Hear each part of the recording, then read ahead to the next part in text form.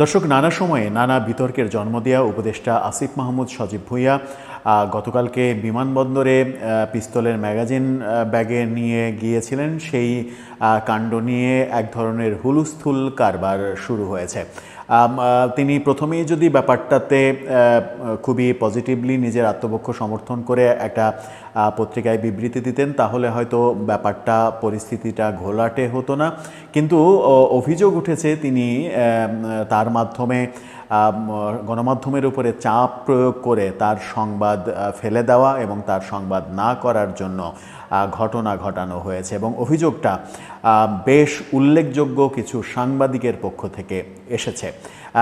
সেই অভিযোগ যখন এসেছে তখন আসিফ মাহমুদ সজীব ভুঁইয়া বলেছেন যে তার বৈধ লাইসেন্সকৃত অস্ত্র রয়েছে।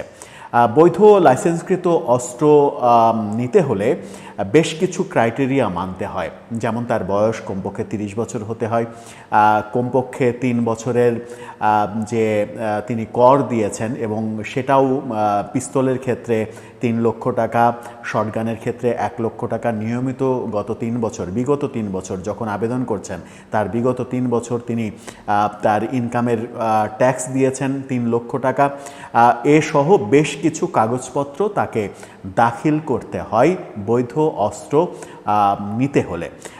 সেখানেই নতুন বিতর্ক যেটা উঠেছে সেটা হচ্ছে যে আসিফ মাহমুদ সজীব ভুঁইয়া তার কাছে বৈধ অস্ত্র রয়েছে, লাইসেন্সকৃত অস্ত্র রয়েছে এই কথা বলে সম্ভবত আরও বেশি বিপদে পড়ে গেলেন। কারণ প্রশ্ন উঠেছে অনেকগুলো যে তিনি সেই ক্রাইটেরিয়াগুলো পূরণ করতে পেরেছেন কিনা, নাকি উপদেষ্টা হিসেবে কিংবা জুলাই আন্দোলনের যে ক্রেডিট সেই ক্রেডিট দিয়ে প্রেশার দিয়ে এক ধরনের তিনি এটা অর্জন করেছেন। সেই আলোচনা, সেই ব্যাখ্যাতেই যাব যে আসিফ মাহমুদ সজীব ভুঁইয়ার লাইসেন্স পাওয়ার, অস্ত্রের লাইসেন্স পাওয়ার যোগ্যতা আদতে আছে কিনা। থাকবেন পলিটিক্স টিভির নিয়মিত আয়োজনে।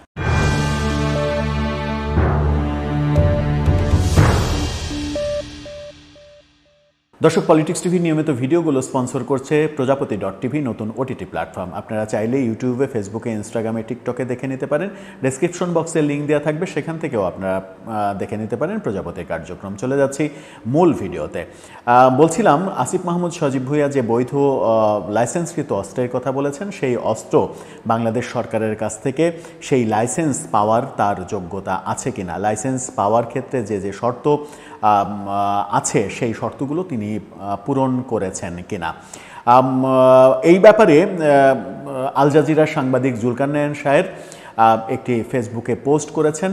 পরপর 2-3টা তিনি পোস্ট করেছেন। প্রথম পোস্টে তিনি গণমাধ্যমকে প্রেশার ক্রিয়েট করে তার বিরুদ্ধে যে সংবাদ সেগুলো ফেলে দেওয়ার অভিযোগ করেছেন, এবং পরের পোস্টে তিনি প্রশ্ন করেছেন যে আসিফ মাহমুদ সজীব ভুঁইয়ার লাইসেন্স পাওয়ার যোগ্যতা রয়েছে কিনা। সেখানেই তিনি বলছেন যে তার পোস্ট আপনারা দেখে নিতে পারেন। সেখানেই তিনি বলছেন যে ব্যক্তিগত আগ্নেয়াস্ত্র লাইসেন্সের পেতে হলে আবেদনকারীকে অবশ্যই কিছু নিয়ম এবং শর্ত পূরণ করতে হয়। সেই শর্তের মধ্যে অন্যতম হচ্ছে তার বয়স 30 বছর হতে হয়, এবং যে করের কথা বললাম, কর সহ অনেকগুলো ব্যাপার সামনে আসতে হয়। সেগুলো যেমন বলেছেন তেমনি শেষ পর্যন্ত বলেছেন যে বুঝলাম আপনি যে কোনোভাবে লাইসেন্স নিয়েছেন, কিন্তু প্রশ্ন হচ্ছে অস্ত্র কেনার টাকা কোথায় পেলেন আপনি। প্রশ্ন করা হচ্ছে যে মন্ত্রী পদমর্যাদা হবার কারণে আয়কর ক্লজ থেকে রেহাই যদি পেয়ে যান আপনি, তাহলে অস্ত্র কেনার টাকা কোথায় পাইলেন, কোথায় হইতে অস্ত্র কিনলেন, সেসবও একটু জানালে ভালো হয়। অর্থাৎ আসিফ মাহমুদ সজীব ভুঁইয়াকে তিনি বলেছেন সেই ব্যাপারগুলো স্পষ্ট যদি করা হয় তাহলে ব্যাপারটা জনগণের কাছে একেবারে খোলাসা হয়। এখন চলুন মূল যে আলোচনা সেটা হচ্ছে যে অস্ত্রের লাইসেন্স পেতে হলে কি কি ক্রাইটেরিয়া মেনটেন করতে হয়। সেখানে সরকারের যে বিধি, সেই বিধির কাগজটা আপনারা দেখে নিতে পারেন স্ক্রিনশটে। সেখানে পরিষ্কারভাবে বলা হচ্ছে আগ্নেয়াস্ত্র লাইসেন্স প্রাপ্তির জন্য আবেদনকারীকে বাংলাদেশের নাগরিক হতে হবে, এটা প্রথম শর্ত। দ্বিতীয় শর্ত হচ্ছে শারীরিক ও মানসিকভাবে সমর্থ 30 থেকে 70 বছর বয়সের কোনো উপযুক্ত যোগ্য ব্যক্তিকে তার আবেদনের পরিপ্রেক্ষিতে আগ্নেয়াস্ত্রের লাইসেন্স দেয়া যাবে। অর্থাৎ বয়স কমপক্ষে 30 হতে হবে, সর্বোচ্চ 70 হতে হবে, 70-এর পরে পাবে না এমনটা বলা হচ্ছে। আবেদনকারীকে ব্যক্তি শ্রেণীর আয়করদাতা হতে হবে, অর্থাৎ তাকে নিয়মিত আয়কর দিতে হবে। আবেদনকারী কর্তৃক আবেদনের পূর্ববর্তী 3 বছরে ধারাবাহিকভাবে পিস্তল, রিভলভার, রাইফেল এর ক্ষেত্রে ন্যূনতম 3 লক্ষ টাকা এবং শর্টগানের ক্ষেত্রে ন্যূনতম 1 লক্ষ টাকা আয়কর দিতে হবে। সেই প্রমাণ আবেদনকারী কর্তৃপক্ষ পরিশোধিত আয়করের প্রমাণ উল্লেখ সহ এনবিআরের যে সার্টিফিকেট, সেই সার্টিফিকেট দাখিল করতে হবে। অর্থাৎ যখন আবেদন করছেন তার আগের 3 বছরে তিনি পিস্তলের লাইসেন্স যদি নেন তাহলে 3 লক্ষ টাকা করে কর দিয়েছেন, আয়কর দিয়েছেন, ইনকাম না। ইনকামের যে কর, সেই কর 3 লক্ষ টাকা মিনিমাম সেটা দিয়েছেন, সেটার প্রমাণপত্র দিতে হবে।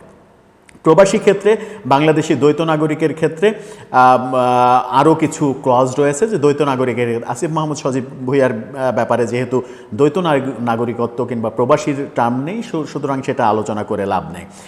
সর্বোচ্চ লাইসেন্স এবং আগ্নেয়াস্ত্রের সংখ্যা, সেখানেও বলা হয়েছে যে পিস্তল, রিভলভার, শর্টগান, এনপিবি রাইফেল অস্ত্রের ক্ষেত্রে একজন ব্যক্তি সর্বোচ্চ 2টি অস্ত্রের লাইসেন্স পাবে, এর বেশি লাইসেন্স পাবে না। এই ব্যাপারটা স্পষ্ট করা হচ্ছে। এখন আসেন ব্যাপারগুলো স্পষ্ট হয়, সেটা হচ্ছে যে প্রথম ক্রাইটেরিয়া, তার বয়স 30 হতে হবে। উইকিপিডিয়া বলছে, উইকিপিডিয়ার আপনারা কয়েকটা স্ক্রিনশট, উইকিপিডিয়া যেখানে তার বায়োগ্রাফি রয়েছে সেখানে তার ডিটেল, তিনি যে উপদেষ্টা সহ তার ডিটেল রয়েছে, সেই ডিটেলে পার্সোনাল ডিটেলে যেটা আছে সেটা হচ্ছে আসিফ মাহমুদ সজীব ভুঁইয়া। আপনারা স্পেসিফিক সেটা দেখে নিতে পারেন, অনেক কথা রয়েছে, স্পেসিফিক প্রসঙ্গে আসি। তার জন্ম হচ্ছে 14 July 1998, 1998, Muradnagar, Chittagong division, Bangladesh. Education Dhaka university, university of Dhaka, Adamjee cantonment college, North South University. তার occupation adviser, social activist, profession student activist, human rights activist, এগুলো লেখা আছে। অর্থাৎ তার জন্ম 14 জুলাই 1998 সালে। উইকিপিডিয়ার তথ্য মতে, উইকিপিডিয়াতে সার্টিফিকেটের বয়সই নিশ্চয় দেয়া আছে। এখন উইকিপিডিয়ার তথ্য মতে তার বয়স কত? তার বয়স এখনও 27 পূর্ণ হয়নি। 27 পূর্ণ যদি না হয় তাহলে আরও যতদিন আগে তিনি লাইসেন্স নিয়েছেন অস্ত্রের, ধরে নেওয়া যাক যে আরও যদি 6 মাস কিংবা 10 মাস আগে তিনি লাইসেন্স নিয়ে থাকেন, তাহলে তার বয়স তখন ছিল 26 বছর। 26 বছর বয়সে তিনি কিভাবে লাইসেন্স পেলেন? এটা কোনোভাবেই পাওয়ার কথা নয়, এটা ক্রাইটেরিয়ার মধ্যে পড়ে না। তার মানে হচ্ছে যে তিনি যদি অস্ত্রের লাইসেন্স নিয়ে থাকেন তাহলে সরকারের নিয়ম ভঙ্গ করে, জুলাই বিপ্লবের ক্রেডিট দিয়ে প্রভাবিত করে, নিয়মের ব্যত্যয় ঘটিয়ে এবং উপদেষ্টার পদ ব্যবহার করে তিনি এটা নিয়েছেন। তাহলে কোনটা করেছেন, কোনটা সত্য? সত্য যদি হয় তার কথা যে তার কাছে লাইসেন্সধারী অস্ত্র, লাইসেন্স করা অস্ত্র রয়েছে, মানে অস্ত্রের লাইসেন্স রয়েছে, তাহলে তাকে 30 বছর বয়সী হতে হবে এবং কর দেওয়ার ক্ষেত্রে, সেই ক্ষেত্রে তার আয়কর রিটার্ন যেহেতু এখানে দেখার কিংবা প্রমাণ দেওয়ার অপশন নেই, তবে তিনি সদ্য ছাত্রত্ব শেষ করেছেন। সেই সদ্য ছাত্রত্ব শেষ করা আসিফ মাহমুদ সজীব ভুঁইয়া নিজের নামে 2024 সালের আগের যে 3 বছর, অর্থাৎ 21, 22, 23 কিংবা 22, 23, 24, এই 3 বছর 3 লক্ষ টাকার অধিক, মিনিমাম 3 লক্ষ টাকা কর দিয়েছেন। এই সার্টিফিকেট কি তিনি জমা দিতে পেরেছেন? সেটাও একটা বড় প্রশ্ন। কারণ আসিফ মাহমুদ সজীব ভুঁইয়া বিভিন্ন সময় এই ছাত্র উপদেষ্টা এবং ছাত্রদের নেতারা বলেই আসছেন যে তারা সদ্য ছাত্রত্ব শেষ করেছেন এবং আসিফ মাহমুদ সজীব ভুঁইয়ার কিন্তু কোনো পেশা নেই। হাসনাত আবদুল্লার ক্ষেত্রে হাসনাত আবদুল্লাহ তার কোচিং ব্যবসা রয়েছে, কোচিংয়ে টিচারি করেন, এরকম নানা ব্যাপারের সঙ্গে তিনি সম্পৃক্ত, এটা কিন্তু বহুবার তিনি বলেছেন। কিন্তু নাহিদ ইসলাম, আসিফ মাহমুদ সজীব ভুঁইয়া, সার্জিস আলম, তাদেরকে কিন্তু কোনো পেশার সঙ্গে জড়িত এটা কিন্তু এখন পর্যন্ত আমরা জানি না। আমরা জানি তারা ছাত্র এবং ছাত্র থেকেই সরাসরি উপদেষ্টা হয়েছেন। সুতরাং আয়কর দেওয়ার ব্যাপারটাও সামনে এসে যাচ্ছে। তাহলে আমরা কোনটাকে সত্য ধরে নেব? আইদার তার কাছে অস্ত্রের লাইসেন্স নেই, অথবা তিনি অস্ত্রের লাইসেন্স নিতে গিয়ে আইনের ব্যত্যয় ঘটিয়েছেন।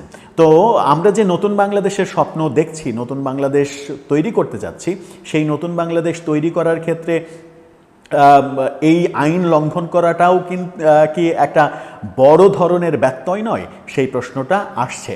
আবার এই 5 আগস্ট অভ্যুত্থানের পরে 8 আগস্ট সরকার দায়িত্ব নেওয়ার পরে একটা প্রজ্ঞাপন জারি করা হয়েছিল যে 2024 সাল পর্যন্ত যত অস্ত্রের লাইসেন্স নেওয়া আছে সমস্ত বৈধ অস্ত্রের লাইসেন্স কিন্তু স্থগিত করে দেওয়া হয়েছিল, বাতিল করে দেওয়া হয়েছিল। যদি 24 সালের আগে তার অস্ত্র নেওয়া থাকে তাহলেও তার সেই লাইসেন্স বাতিল হয়ে যাওয়ার কথা। অনেক প্রসঙ্গই আসছে। এখন জুলকারনাইন শাহের এই ডকুমেন্টসগুলো নিয়ে যে প্রশ্নটা করলেন সেই প্রশ্নের উত্তর নিশ্চয়ই আসিফ মাহমুদ সজীব ভুঁইয়া দেবেন এবং ব্যাপারগুলোকে পরিষ্কার করে জুলকারনাইন শাহেরকে বুঝিয়ে দেবেন যে আপনি যে প্রশ্ন করেছেন কিংবা সন্দেহ করছেন সেই সন্দেহগুলো মিথ্যা।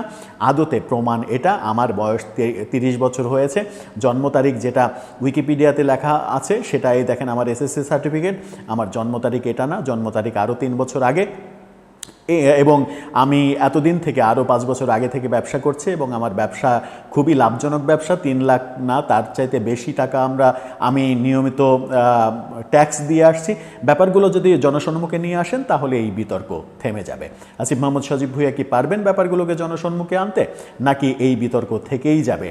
জুলকারনাইন শাহের এই প্রশ্নের উত্তর জাতি পাবে না। দর্শক, আপনার কি মনে হয়? আপনার মতামত জানিয়ে লিখতে পারেন আমাদের কমেন্ট বক্সে।